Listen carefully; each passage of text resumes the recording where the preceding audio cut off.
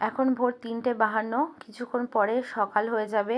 আমরা সেহরি খাবো বলে উঠলাম। এই যে আমার ছোট রাজকন্যা, ছোট পরিছোনাটা উঠে পড়লো। আমি ভাবলাম যে সেহরি খাওয়ানোর আগে দুজনকে দুধ খাইয়ে দিই, বড়টা কিন্তু উঠেনি, কিন্তু ছোটটা উঠে খেলা করতে লাগলো, কারণ লাইট জ্বালানো দেখেছে তো। আর লাইট জ্বালা দেখলে ও কিছুতেই আর ঘুমাবে না। ওর সাথে একটু খেলা করার পরে আমি চলে গেলাম ফ্রেশ হতে। ফ্রেশ হওয়ার পরে এই যে চা নিয়ে বসে পড়লাম, কারণ প্রত্যেকবারই আমি ভাত খাই, তো এবারে আর ভাত খেতে ইচ্ছা করছে না। দেখি চা বিস্কুট খেয়ে রোজাটা রাখতে পারি কি না। যদি রাখতে পারি তাহলে চা বিস্কুট খেয়েই আমি রোজা রাখার চেষ্টা করব। 30টা রোজা করার চেষ্টা করব চা বিস্কুট খেয়ে, না হলে ভাতে শিফট করব। জানি না কতগুলো রোজা করতে পারবো, তাও চেষ্টা করছি, কারণ দুটো বাচ্চা নিয়ে হার মানছি না। কারণ আগের বছরে ওরা পেটে ছিল, তাই একটাও রাখতে পারিনি।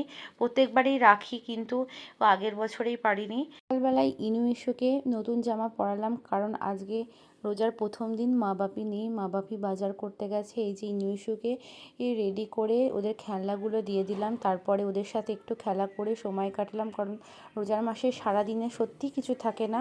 তারপরে মা বাপিও বাড়িতে নেই, ওরা যখন আসবে তখনই সব কাজগুলো মায়ের সাথে করার চেষ্টা করব। এই যে মা সকাল সকালই চলে এসেছে রোজার বাজার করে, কারণ আজকে মা একটা রোজার জন্য ছুটি নিয়েছিল এই রোজার বাজারগুলো করবে বলে, কারণ বাচ্চাগুলোকে ফেলে না মায়ের সময় হয় না।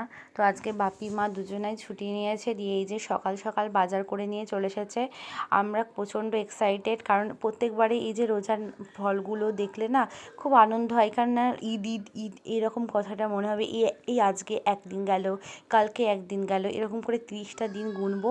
এটা আমাদের ছোটোবেলা থেকেই চলে আসছে, এভাবে করে দিন গুনি যে কবে আমাদের ঈদ আসবে। বিকাল হলো, মা এবার রোজার জন্য মানে ইফতার খুলবে বলে আমাদের নাস্তাগুলো এভাবে একটা থালার মধ্যে সাজিয়ে নিয়েছে। প্রত্যেকবারে মাকে হেল্প করি, কিন্তু কি করব, বাচ্চাগুলোকে ফেলে এভাবে হেল্প করতে পারি না। এই যে আমি অজু করে রেডি হয়ে গেছি, তারপরে মা আস্তে আস্তে সবই করছে, কিন্তু কিছু করার নেই।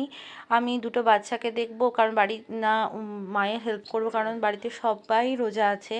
তো আমিও নিজেও রোজা আছি, কারণ আমার বাচ্চা ব্রেস্ট ফিডিং করে না, তাই আমি রোজাটা রাখতে পেরেছি। ব্রেস্ট ফিডিং করলে হয়তো রাখতে পারতাম না।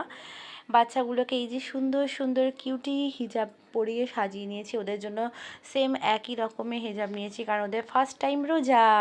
আমার মেয়েরা মানে ফার্স্ট টাইম বলা ভুল, প্রথমবারে এসেছিলো আমার পেটে, আর দ্বিতীয়বারে এরা পৃথিবীতে আসার পরে রোজা রাখছে।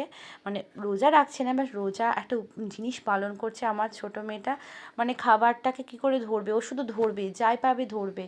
মানে বড়টার থেকে ছোটোটার বেশি আগ্রহ, ও সব কিছু নিয়ে নেবে, সব কিছু কেড়ে নেবে, সব কিছুই করবে। মানে ওর যত মানে ওর সামনে কোনো কিছু